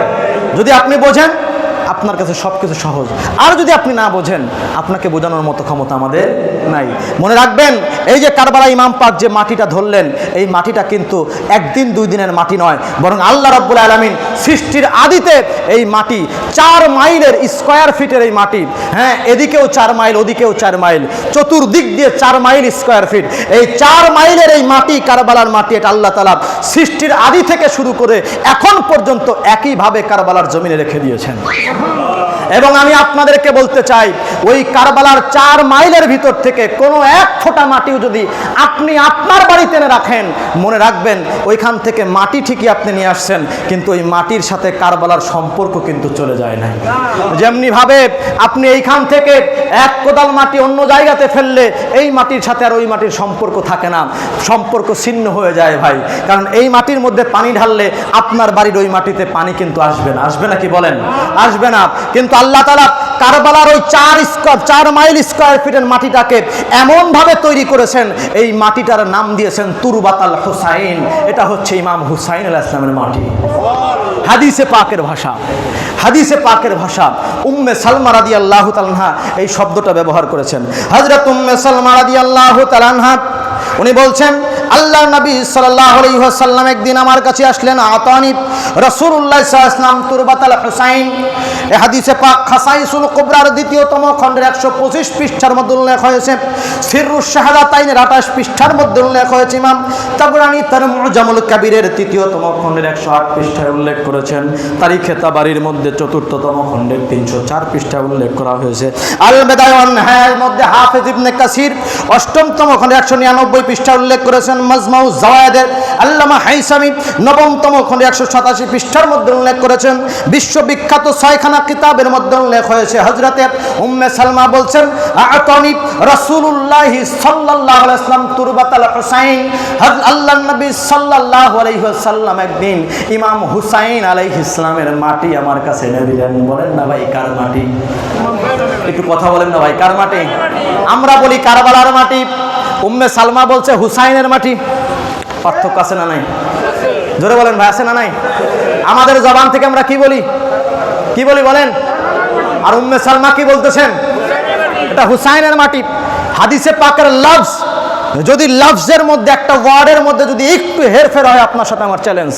উম্মে সালমা রাদিয়াল্লাহু তাআলা আনহা বলেন নাই যে কারবালার মাটি আল্লাহর নবী আমার কাছে দিলেন, বলছেন তুরবাতাল হুসাইন, আমার নবী হুসাইনের মাটি আমার কাছে দিয়েছেন। আল্লাহু আকবার। এখনো ইমাম পাক কারবালার শহীদই হন নাই ভাই, ইমাম পাক এখনো কারবালার শহীদই হন নাই। ইমাম পাকের শাহাদাতের 50 বছর আগে আমার নবী মাটি এনে উম্মে সালমার কাছে দেন, আর উম্মে সালমা বলেন আমার নবী আমার কাছে হুসাইনের মাটি দিছেন। তার মানে ভাই, ওই কারবালা থেকে আপনি যে মাটি আনবেন ওই মাটির নাম হচ্ছে হুসাইনের মাটি। মনে রাখবেন, এই মাটি সেই মাটি নূহ আলাইহিস সালামের তুফানের সময়ে আল্লাহর ঘর বাইতুল্লাহ শরীফ পর্যন্ত ধ্বংস হয়ে গিয়েছিল, মাটির সাথে মিশে গিয়েছিল। পরবর্তীতে আল্লাহ তাআলা ফেরেশতা পাঠায়া ওই বাইতুল্লাহ শরীফের জায়গাটাকে চিহ্নিত করে দিয়েছিলেন, যেখানে হযরত নূহ আলাইহিস সালাম নতুন করে আবার আল্লাহর ঘর কাবা শরীফ তৈরি করেছিলেন, আল্লাহর ঘর তৈরি করেছিলেন। নূহ আলাইহিস সালামের প্লাবনের সময় আল্লাহর ঘর পর্যন্ত ধ্বংসপ্রাপ্ত হয়েছে, কিন্তু কারবালার মাটি ধ্বংস হয় নাই। এটা হচ্ছে সেই মাটি, তুরবাতাল হোসাইন ইমাম আলী মাকামের সেই মাটি, যেই মাটির সাথে ইমাম পাকের সম্পর্ক জুড়ে রয়েছে। আল্লাহ তাআলা নিজের ঘর ধ্বংস করে দিয়েছেন, তো ইমাম হুসাইনের মাটি ধ্বংস করেন নাই কারবালার জমিনে। এটা হচ্ছে সেই মাটি, কারবালার মাটি, যেটা পূর্ব থেকে আল্লাহ তাআলা যত্ন করে, বড্ড যত্ন করে রেখে দিয়েছেন। ইমাম আলী মাকাম সাইয়্যিদুশ শুহাদা, শহীদে কারবালার নাম পাকের উপরে যেমন রেজিস্ট্রি করা, যেমন এই জমিন, যে জমিনের উপরে আমরা বসে আছি, এই জমিন আমার বড় হুজুর পাকের নামে রেজিস্ট্রি করা, এই জমিন আমার বড় হুজুর পাকের তৈরি করা আঞ্জুমানে কাদরিয়ার নামে রেজিস্ট্রি করা, ঠিক কিনা বলেন? তো এই জমিন থেকে এক মুষ্টি মাটি নিলে এটা আমার বড় হুজুর পাকের মাটি হবে, কারণ এই জমিনটা আমার বড় হুজুর পাকের জমিন। কথা বলেন ভাই? এই জমিন দেখাশোনা আপনারা করতেছেন, দেখাশোনা আমরা করতেছি, কিন্তু জমিনটা কার? কথা বলেন না ভাই? জমিনটা কার? কারণ আমার বড় হুজুর পাকের নামে রেজিস্ট্রি করা, আমার বড় হুজুর পাকের আঞ্জুমানি কাদরিয়ার নামে রেজিস্ট্রি করা। তো এই জমিন থেকে এক মুষ্টি মাটি নিলে এটা আমার বড় হুজুর পাকের কাছে আপনার জবাবদিহি করতে হবে, কারণ জমিনটা তো ওনার। জমিনটা কার? ওনার। ঠিক যেমনি ভাবে এটা বড় হুজুর পাকের জমিন, ঠিক তেমনি ভাবে কারবালা ইমাম হুসাইন আলাইহিস সালামের জমিন। এটা তো পূর্ব থেকে নির্ধারিত, তথাপি ইমাম পাক কারবালায় গিয়ে শরীয়তের দৃষ্টিকোণ বাঁচানোর জন্য আবার ইমাম আলী মাকাম কারবালায় গিয়ে উনি এই জমির মালিক খুঁজতেছেন। বলে এই জমির মালিক কোথায়? এই জমির মালিককে আমার নিয়ে আসো, কারণ দুনিয়ার মানুষ আবার বলতে পারে যে ইমাম পাক কারবালায় গেছে, কারবালার মাটি উনার মাটি তোমরা বলতেছো, কিন্তু এটার মালিকানা তো অমুকের ছিল। দেখেন, এনারা কোনো কাজের মধ্যে কোনো খুঁত রাখেন না, যেনাদের কাজের মধ্যে আপনি ভুল ধরবেন, খুঁত ধরবেন, এটার কোনো সুযোগই নাই। ইমাম পাক হযরত আব্বাস আলামদারকে বলছেন, ভাই তুমি একটু খুঁজে দেখো এই জমির মালিককে একটু খুঁজে দেখো। হযরত আব্বাস আলামদার খুঁজতেছেন, খুঁজতে খুঁজতে কয়েকজনের কাছে জিজ্ঞাসা করার পরে তারা তাদের গোত্র প্রধানের কাছে নিয়ে গেলেন, তাদের কওমের গোত্রের যে মেইন ব্যক্তি আছে তার কাছে নিয়ে গেলেন। নিয়ে যাওয়ার পরে বলতেছেন যে আপনাকে আমার যিনি মুনিব আছেন, আমার যিনি লিডার আছেন, আমার যিনি মালিক আছেন, আমার যিনি মাওলা আছেন, তিনি আপনাকে ডেকেছেন। তো সেই যে কওম গোত্রপতি ছিলেন, সেই গোত্রপতি তিনি আবার ছিলেন খানদান পাকের মহব্বতকারী, তিনি ছিলেন আহলে বাইতের মহব্বতকারী। তিনি হযরতে আব্বাস আলামদারের দিকে তাকাইছেন, তো তাকাইছেন, তাকায় আছেন, অনেকক্ষণ তাকায় থাকার পরে বলতেছেন, আপনারও লিডার আছে? এত সুন্দর চেহারা, এত সুন্দর চেহারা। বলে হযরতে আব্বাস আলামদার, হযরতে আলী আকবর, এনারা ছিলেন হুবহু দেখতে মুহাম্মদুর রাসূলুল্লাহ সাল্লাল্লাহু আলাইহি ওয়াসাল্লামের চেহারা, হুবহু মুহাম্মদুর রাসূলুল্লাহ সাল্লাল্লাহু আলাইহি ওয়াসাল্লামের চেহারা ছিলেন একদম হুবহু। হযরতে আব্বাস আলামদার এবং হযরতে আলী আকবর আলাইহিস সালাম দুজন হুবহু দেখতে মুহাম্মদুর রাসূলুল্লাহ সাল্লাল্লাহু আলাইহি ওয়াসাল্লামের চেহারা ছিলেন। তো ওই গোত্রপতি হযরতে আব্বাস আলামদারের দিকে তাকায় আলাইহিস সালাম, তাকায় আছেন, তো তাকায় আছেন, অনেকক্ষণ পরে বলতেছেন, আপনারও লিডার আছে? আপনি এত নুরানি চেহারা আনোয়ার, আমি তো মনে করেছি আপনি লিডার, আমি তো মনে করেছি আপনি গোত্রপতি, আপনি মাওলা। মানে আপনারও লিডার আছে? বলে হ্যাঁ, আমারও একজন লিডার আছেন। তো গোত্র বলছেন, আপনি যদি এমন হন, না জানি আপনার যিনি লিডার তিনি না জানি কেমন হবেন। চলেন আমাকে তার কাছে নিয়ে চলেন। হ্যাঁ, তখন চলে আসলেন। হ্যাঁ, আসার পরে ইমাম পাক দাঁড়িয়ে আছেন। তো তখন ইমাম পাক বললেন, এই জমিনটা আমি কিনতে চাই। বলে আপনারা কারা? তখন ইমাম পাক পরিচয় দিচ্ছেন। বলে ইমাম পাক প্রথমে জিজ্ঞাসা করলেন, আপনি কি কখনো মদিনাতে গিয়েছেন? বলে হ্যাঁ, আমি আমার জীবনে একবার মদিনাতে গিয়েছিলাম। বলে মদিনায় গিয়ে কিছু দেখেছিলেন আপনি? মানে হ্যাঁ, মদিনায় আমি যখন গিয়েছিলাম তখন হাদিসে পাক এসে, এটা একটা হাদিস আছে যে মদিনায় আমি যখন গিয়েছিলাম, তো মদিনার মসজিদে নববীর মধ্যে আমি ঢুকতেছি, এন্দামিন টাইম আমি দেখলাম যে রাসূলুল্লাহ সাল্লাল্লাহু আলাইহি ওয়াসাল্লাম তিনি নামাজরত অবস্থায় আছেন। তো নামাজরত অবস্থায় যখন তিনি আসেন, তো আমি দেখলাম ওনার ছোট্ট ছোট্ট দুইজন বেটা, দুইজন নাতি ছিলেন। একজনের নাম হাসান আর একজনের নাম হুসাইন আলাইহিমা সালাম। এই দুইজন রসুলে পাক যখন নামাজ আদায় করতেছেন, উনি যখন নামাজের সালাতের মধ্যে রয়েছেন, তো তখন তিনারা কখনো কাঁধের উপর উঠে বসতেছেন, কখনো পায়ের নিচ দিয়ে দৌড়াদৌড়ি করতেছেন। রসুলুল্লাহ যখন সাজদা দেন, তো তখন ওনার পিঠের উপরে উঠে বসতেছেন, এইভাবে খেলাধুলা করতেছেন। আমি দাঁড়ায়া দাঁড়ায়া দেখতেছিলাম আর ভাবতেছিলাম কত সুন্দর নামাজ চলতেছে। এই নামাজ দেখার সৌভাগ্য আমার হয়েছে। উনি বললেন যে তখন বললেন যে তখন আমি ওইখানে দাঁড়ায় আছি, তো সেই সময় এক দেশ থেকে একজন দূত এসেছিলেন, হ্যাঁ, একটা নথিপত্র নিয়ে এসেছিলেন রাসূলে পাকের কাছে। তো তখন সেই ব্যক্তিটা গিয়ে রাসূলে পাক যখন সালাত শেষ করেছেন, সেই ব্যক্তিটা জিজ্ঞাসা করতেছেন, ইয়া রাসূলুল্লাহ হাবিবাল্লাহ, এই যে আপনার দুই শাহজাদা, দুই নাতি আপনার কাঁধের উপর উঠে বসতেছে, আপনার পায়ের নিচ দিয়ে দৌড়াইতেছে, আপনার পিঠের উপরে চেপে বসতেছে নামাজের মধ্যে, এতে কি আপনার নামাজ ভেঙে গেল না? এতে কি আপনার নামাজ ভেঙে গেল না? সেই গোত্রপতি গল্প করতেছেন ইমাম পাকের কাছে। তখন রাসূলে পাক বললেন, তার উপর রাগান্বিত হয়ে গেলেন, তার হাতের যে কাগজটা ছিল বলে এই কাগজটা আমাকে দাও। যখন কাগজটা দেওয়া হলো, রাসূলে পাক টান দিয়ে কাগজটা ছিঁড়ে তার মুখের উপরে ছুঁড়ে ফেলে বলে দিলেন যে শোনো, যারা আমার ঘরের ছোট বড়দেরকে সম্মান করে না, ছোটদেরকে স্নেহ করে না, ভালোবাসে না, না আমি তাদের দলের কেউ, না তারা আমার দলের কেউ, রাসূলে পাক বলে দিলেন। তো তখন সেই গোত্রপতি বলছেন, আমি এই হাদিসটা রাসূলে পাক থেকে শুনেছি, আমার রাসূল বলেছেন যে হুসাইনের না সে আমার কখনো হতে পারে না, যে হাসানের না সে আমার কখনো হতে পারে না, যে হাসান হুসাইনের হবে সে আমি রাসূলের হবে। তখন সেই গোত্রপতি বলছেন, আমি এই জিনিসটা দেখেছি। তখন ইমাম পাক বলতেছেন যে শোনেন, আপনি যে হাসান এবং হুসাইন আলাইহিমা সালামকে মদিনায় গিয়ে রাসূলে পাকের সাথে খেলা করতে দেখেছিলেন, আমি হচ্ছে সেই হুসাইন আলাইহিস সালাম, আপনার সামনে দাঁড়ায় আছি। উনি পাগল পারা হয়ে গেছেন, কদমে পড়ে গিয়েছেন, হুজুর আমার এত সৌভাগ্য যে আমি এতদিন পরে আপনার জিয়ারত আমার নসিবে জুটেছে। তখন ইমাম পাক বললেন যে হ্যাঁ, আমি হুসাইন চলে এসেছি, এইটা হচ্ছে আমার শাহাদাতের স্থান, এটা পূর্ব থেকে নির্ধারিত করা, আর এটার মালিকানা তোমার কাছে রয়েছে। আমি হুসাইন শরিয়াতে এই মালিকানা আমার দিকে হস্তান্তর করতে চাই, তুমি চাও কত দিরহাম তোমাকে দেয়া লাগবে, আমি হুসাইন এটা কিনে নিতে চাই। তিনি বললেন যে না, আমি আপনাকে এমনি দিয়ে দিতে চাই। বলে যে না, হুসাইন কারো থেকে কখনো সাদকা নেয় না, আলে নবী আহলে বাইত কখনো কারো থেকে সাদকা গ্রহণ করে না, তোমাকে এটা আমার থেকে টাকা দিয়ে আমি তোমার কাছ থেকে কিনে নেব। তখন কিনে নিলেন এবং বললেন শোনো, আমরা তো থাকবো না, আমরা যখন শহীদ হয়ে যাব, আমাদের এই জমিনের মধ্যে আমাদের দাফন কাফন করার মতন কেউ থাকবে না, বেগৌরবে কাফন, হ্যাঁ আমাদের গৌর হবে না, আমাদের কাফন হবে না। তবে তোমার কাছে একটা অনুরোধ রেখে যাই, তোমার গোত্রের মধ্যে যারা মহিলারা আছে, তোমার গোত্রের মধ্যে যারা বাচ্চারা আছে, তাদেরকে বলে দিও খেলার ছলে তারা যেন এই জমিনের মধ্যে সে আমাদের এই দাফন কাফনটা সম্পূর্ণ করে যায়। ইমাম পাক বলছেন, হে গোত্রপতি, আমি আমার এই জমিন তোমার কাছ থেকে কিনে আবার তোমাকেই সুপর্দ করে দিলাম, তোমরা এই জমিন দেখাশোনা করবা, কিন্তু তোমাদের কাছে শুধু একটা অনুরোধ আমার থাকবে, তোমাদের কাছে একটা নিবেদন আমার থাকবে, আমাদের তো এই জমিনের মধ্যে আমাদেরকে তো তারা ছিন্ন ভিন্ন করে দেবে, আমাদের এই দেহগুলো দেখার মতো কেউ থাকবে না, আমাদের দাফন কাফনের মতো কেউ থাকবে না। তোমাদের ঘরের মহিলারা যখন কাজের জন্য বের হবে, তাদেরকে বলবা কাজের ছলে যেন তারা এই জমিনের মধ্যে সে আমাদের দাফন কাফনগুলো করে যায়। ইমাম পাক তার কাছে এতটুকু বলে দিলেন, ভাই দিস ইজ কারবালা, এটা হচ্ছে কারবালা।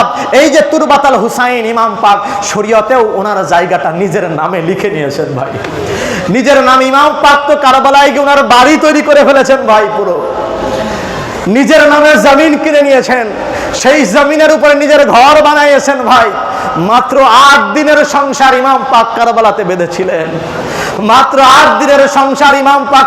দিন ইমাম পাকের ঘরের মধ্যে কোনো খানা ছিল না, কোনো পানি ছিল না, কোনো খানা পিনা ছাড়া ইমাম পাক বাবা সন্তানের চেহারার দিকে তাকাইতেছেন, তাকায় আছেন, কিন্তু সন্তানের মুখে খানা তুলে দেবেন এই সৌভাগ্যটা ইমাম পাকের হলো না। ইমাম পাক শুধুমাত্র এটা দেখলেন, দেখেই গেলেন আর কষ্ট পেয়ে গেলেন। আর ইমাম পাক বললেন যে আমার জন্য তো এখানে দুঃখ লেখা রয়েছে, আমি তো দুঃখ পাওয়ার জন্য এখানে এসেছি, আমি তো কষ্ট পাওয়ার জন্য এখানে এসেছি, কারণ আমার এই কুরবানিটা তো যেমন তেমন কুরবানি হবে না, আমার কুরবানিকে তো আমার আল্লাহ তাআলা ওয়াফাদাইনাহু বিযিবহিন আযীম, সবথেকে মহান কুরবানি হিসেবে আমার আল্লাহ কবুল করে নিয়েছেন। ইমাম পাক বললেন আমার এই কুরবানির মধ্যে যদি কষ্ট না থাকে, যদি জুলুম না থাকে, যদি অত্যাচার না থাকে, তাহলে আমার এই কুরবানি কিভাবে আজিম কুরবানি হতে পারে? আল্লাহ তাআলা তো আমার এই কুরবানিকে ওয়াফাদাইনাহু বিযিবহিন আযীম, সবথেকে মহান কুরবানি হিসাবে ফিদিয়া করেছেন। আর আমি হুসাইন আজ এই কারবালাতে এসেছি রাহমাতাল লিল আলামিন নবীর শাহাদাতের মর্যাদা ওনাকে দেওয়ার জন্য। বলে শহীদ হবেন হুসাইন কারবালায়, শাহাদাতের মর্যাদা যাবে আমার নবীর। শহীদ হয়েছেন ইমাম আলী মাকাম ইমাম হাসান আল মুজতবা আলাইহিস সালাম, শাহাদাতের মর্যাদা গিয়েছে মুহাম্মদুর রাসূলুল্লাহ সাল্লাল্লাহু আলাইহি ওয়াসাল্লামের। মনে রাখবেন এই দুই শাহাদাদার, বড় শাহাদাদার ওনার মাথা থেকে সিনা পর্যন্ত হুবহু মুহাম্মদ মুস্তাফা সাল্লাল্লাহু আলাইহি ওয়াসাল্লাম। ছোট শাহাদাদা ইমাম আলী মাকামের সিনা থেকে পা মুবারক পর্যন্ত হুবহু মুহাম্মদুর রাসূলুল্লাহ সাল্লাল্লাহু আলাইহি ওয়াসাল্লাম। সাহাবীদের বর্ণনা থেকে পেয়েছি যখন রাসূল পাক সাল্লাল্লাহু আলাইহি ওয়াসাল্লাম দুনিয়া থেকে বিদায় নিলেন, তো সাহাবীরা যখনই রাসূল পাককে দেখার ওনাদের ইচ্ছা জাগতো, খাহেশ জাগতো, ওনারা বলতেন আমরা দৌড়ে সাইয়েদা ফাতেমার দরজায় এসে কোরআন নাড়তাম, দুই ভাইকে ডাকতাম। যখন দুই ভাই আমাদের সামনে এসে একত্রে দাঁড়াইতেন, দুই ভাইকে দেখে আমরা মুহাম্মদুর রাসূলুল্লাহকে দেখার স্বাদ মিটাই নিতাম। আহারে সেই মুহাম্মদুর রাসূলুল্লাহ সাল্লাল্লাহু আলাইহি ওয়াসাল্লাম লাখতে জিগার কলিজার টুকরা শাহাদারা শহীদ হচ্ছেন কারবালার প্রান্তরে, এবং ইমাম পাক ডাক দিচ্ছেন হাল মিন নাসিরিন ইয়ানসুরুনা, কেউ কি নাই আমাকে সাহায্য করার জন্য। এই যে ইমাম পাক একটা ডাক দিলেন ভাই, রুহানি ভাবে আল্লাহ তাআলা প্রত্যেকের কানের মধ্যে সেই শব্দটা পৌঁছে দিয়েছেন। যারা যারা রুহানি হালাতে সেদিন লাব্বাইক ইয়া হুসাইন বলে ডাক দিয়েছেন, পৃথিবীর জমিনে সে আজও পর্যন্ত তাদের জবান থেকে লাব্বাইক ইয়া হুসাইন ধ্বনি মুখরিত হয়। সকলে একবার বলি লাব্বাইক ইয়া হুসাইন, লাব্বাইক ইয়া হুসাইন, লাব্বাইক ইয়া হুসাইন, লাব্বাইক ইয়া হুসাইন, লাব্বাইক ইয়া হুসাইন। হুসাইন আমরা হাজির, আপনার সেই হালমিন নাসরিন ইয়ানসুরুনা শুনে আমরা আপনার জন্য হাজির হে, হাজির হে আজাদারে হুসাইন, হাজির হে আজাদারে হুসাইন। হুসাইনের কদমে আমরা হাজির আছি ভাই। এই যে ইমাম পাকের কদমে হাজির হয়েছি, মরতে দম তাক যেন এই হাজিরানা থেকে কখনো আমাদের ছুটে না যায়, এটা আল্লাহর কাছে দোয়া করেন, আল্লাহর কাছে এই মর্মে ফরমান জারি করেন রব্বে কারীম। আজাদারে হুসাইন হাজির হয়েছে, এই আজাদারে হুসাইন থেকে যেন আমরা কখনো বঞ্চিত না হয়ে যাই, আমরা যখন কখনো ছুটে না যাই। ছুটে না কবি দামান লাখতে দিলে হায়দারে কাব, পীর মুর্শিদ পাক বলছেন ছুটে না কবি দামান, যেন কখনো এই দামান তোমার থেকে ছুটে না যায়। দামানকে ধরে রাখেন ভাই, দামানকে ধরে রাখেন। ইমাম আলী মাকামের কারবালাকে নিজের অন্তরে ধারণ করেন, ইমাম আলী মাকামের সেই কারবালার বেদনাকে নিজের অন্তরে প্রতিস্থাপন করেন। আপনার অন্তরে যদি ইমাম পাকের সেই বেদনা আপনার অন্তরে যদি প্রতিস্থাপন করতে পারেন, এভরি ডে কুল্লু ইয়াউমিন আশুরা। হুসাইনুল আবেদিন বলেছেন আমি বলতেছি, আমি যেটা কারবালায় দেখেছি যদি তোমরাও সেটা দেখতা, তো তোমাদের প্রত্যেকের জন্য প্রত্যেকটা দিন আশুরায় পরিণত হয়ে যেত।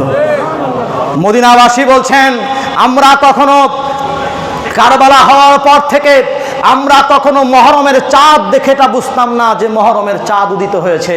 বলে কিভাবে বুঝতাম? বলে আমরা ওই আহলে বাইতের ঘর থেকে রোনাজারির আওয়াজ আমাদের কানে ভেসে আসতো, কান্নাকাটির আওয়াজ আমাদের কানে ভেসে আসতো, জাইনুল আবেদিনের কান্নার আওয়াজ ভেসে আসতো, এত জোরে জোরে কান্নার আওয়াজ ভেসে আসতো। এই কান্নার আওয়াজ শুনে শুনে আমরা বুঝতে পারতাম যে পশ্চিম আকাশে কারবা ইমাম হুসাইনের সেই মহরমের চাঁদ উদিত হয়ে গেছে।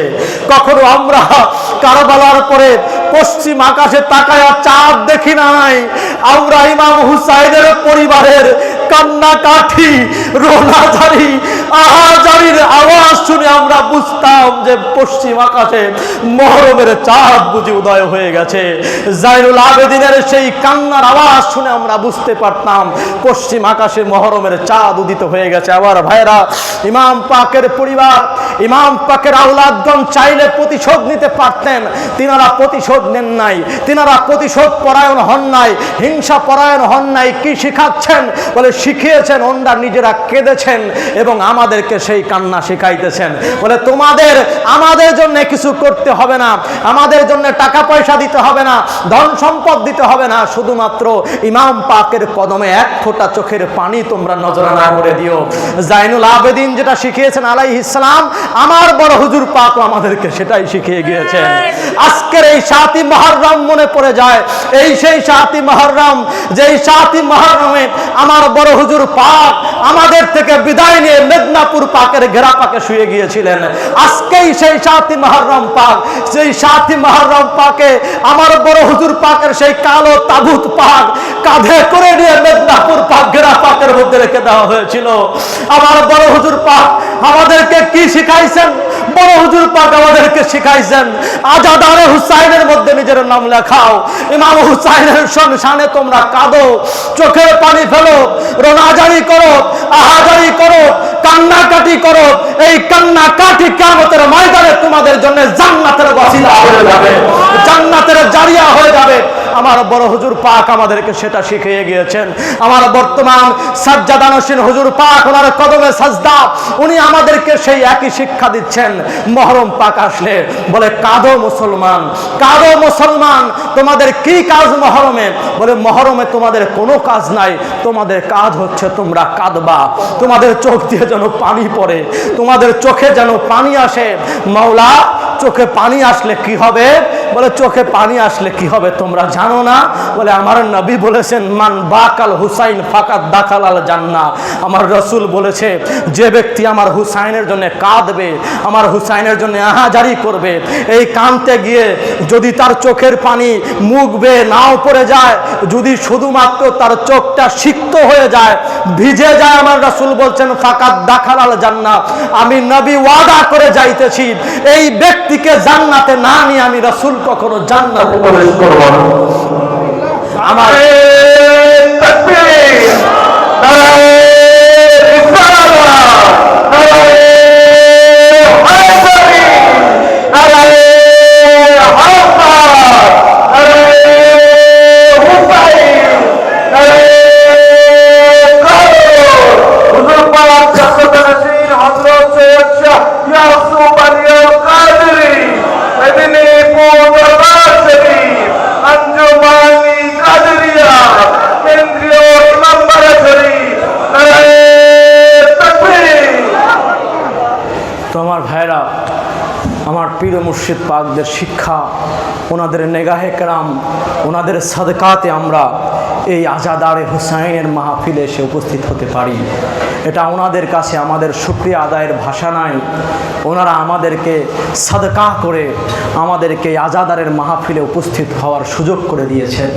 তা না হলে আমার মতো অপরাধী, আমার মতো পাপী নাদান গুনাহগারের এই ক্ষমতা ছিল না, এই যোগ্যতা ছিল না যে ইমাম পাকের আজাদারের মাহফিলে আমি উপস্থিত হব। এই সুযোগ আমার জন্য নাই, ওনাদের সাদকাতে আমরা এটা পেয়েছি। ভাই, মারতে দাম তাক যেন এই ইমাম পাকের আজাদারকে যেন আমরা ছেড়ে না দেই। আমি আপনাদেরকে বলবো ভাই, এই যে মজলিস, বড় বড় মজলিস, এই মজলিসে তো আপনারা আসবেনই, অবশ্যই অবশ্যই আসবেন, মজলিসে তো অবশ্যই আসবেন। আপনার ঘরেও যেন, আপনার ঘরটাও যেন এই মহরমে কারবালা হয়ে যায়, এটা আপনাদের কাছে নিবেদন থাকবে। আপনার ঘরকে এই মহরমে কারবালা বানায় আনেন, আপনার স্ত্রী, আপনার সন্তান, আপনার পরিবার নিয়ে ইমাম হুসাইনের জন্য আজাদার করেন, ইমাম হুসাইনের জন্য নৌহা জারি করেন। আপনার ঘরে আল্লাহ তাআলা সকল রোগ ব্যাধি বালা মুসিবত থেকে হেফাজত করবেন। আল্লাহুম্মা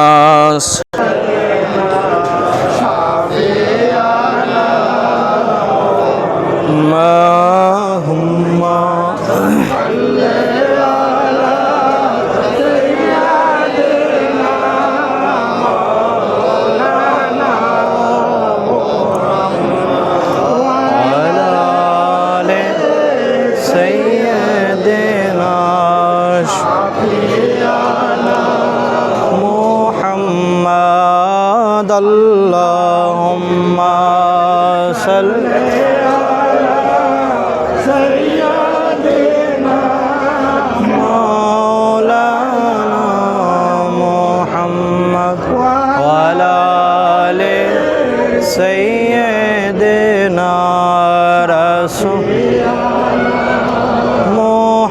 মুহাম্মদ। আল্লাহুম্মা সাল্লি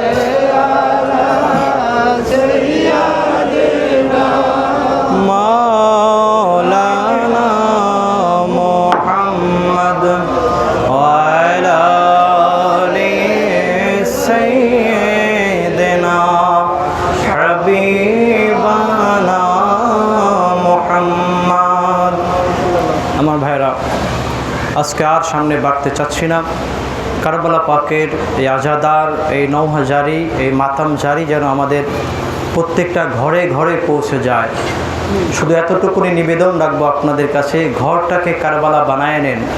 মনে রাখবেন যেই ঘরে কারবালার তাস্কেরা হয়, কারবালার জিকির হয়, কারবালার মাহফিল হয়, ওই ঘরে কখনো বালা মুসিবত ঢুকতে পারে না। যেই ঘরে কারবালার জিকির হয়, কারবালার আজাদারি হয়, এই কারবালার আজাদারির কারণে আল্লাহ তাআলা ওই ঘরকে সমগ্র বালা মুসিবত থেকে হেফাজত করে দেন। এই জন্য আমরা বালা মুসিবত থেকে মুক্ত হওয়ার জন্য একটা দোয়া পড়ি, লি খামসাতুন উতফি বিহা হারুল ওয়াবাইল হাতিমা আল মুস্তাফা ওয়াল মুরতাজা ওয়াবনা হুমা ওয়াল ফাতেমা। এটা হচ্ছে বালা মুসিবত দূর করার দোয়া। এই পাকে পাঞ্জাতন পাকের 5 নামের ওসিলায় আমাদের বালা মুসিবত দূর হয়। এজন্য প্রত্যেকটা ঘরে এই পাকে পাঞ্জাতন পাকের তাস্কেরা জিকিরের মাহফিল হতে হবে, অবশ্যই অবশ্যই অবশ্যই। মহরম পাকে কালকেও বলেছি, আজকেও বলি, যদি পারেন অন্তত পক্ষে মানুষকে খানাপিনা খাওয়ান, দান করেন, সাদকা করেন, মানুষ গরিবদেরকে ডেকে এনে বাড়িতে খাওয়ান, অন্তত পক্ষে 1 গ্লাস শরবত তাদের সামনে তুলে ধরেন। যদি শরবত দিতে না পারেন নিজে হাতে 1 গ্লাস পানি কাউকে খাওয়ান। এই যে পানি খাওয়াবেন, এই পানি খাওয়ানো হচ্ছে ইমাম পাকদের সুন্নাত, আর পানি না দেওয়া এটা হচ্ছে ইয়েজিদিদের সুন্নাত।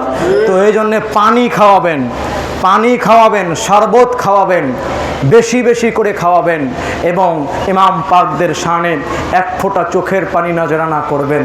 আর যদি সম্ভব হয়, একান্তই যদি সম্ভব হয়, তো 1 ফোঁটা শরীরের রক্ত ইমাম পাকের কদমে নজরানা করে দেবেন।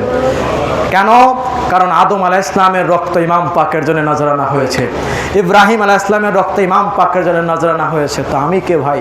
নবী রাসূলদের শরীর থেকে যদি আল্লাহ ইমাম পাকের রক্ত, ইমাম পাকের জন্য রক্ত নজরানা করতে পারেন, তো আমি কে ভাই? ইমাম পাকের জন্য যদি আল্লাহ তাআলা গাছ থেকে রক্ত বের করতে পারেন, কারবালার পরের ইতিহাসে আমরা দেখেছি সিরিয়ার জমিন থেকে যে কোনো পাথর উঠালে সে তার থেকে ফিনকি দিয়ে রক্ত বের হতো। পাথর থেকে তো কখনো রক্ত বের হয় না, সেখান থেকে আল্লাহ হুসাইনের জন্য রক্ত বের করেছেন। গাছ থেকে টপ টপ করে রক্ত পড়েছে, গাছ কাটলে তো কখনো রক্ত বের হয় না, সেখান থেকে আল্লাহ তাআলা ইমাম পাকের জন্য রক্ত নজরানা করেছেন। আমার শরীরে তো আল্লাহ অনেক রক্ত দিয়েছেন ভাই, এটা আপনার উপরে নির্ভরশীল। আল্লাহ তাআলা আজকের আমাদের আজাদারের মাহফিলকে কবুল আর মঞ্জুর করেন, এই জিক্রে শাহাদাতের মাহফিলকে কবুল আর মঞ্জুর করেন। ইমাম পাকের কদমে আমাদের ঠাঁই দেন, সকলে বলেন আমিন সুম্মা আমিন সুম্মা আমিন। ওয়া আখিরু দাওয়ানা আনিল হামদুলিল্লাহ।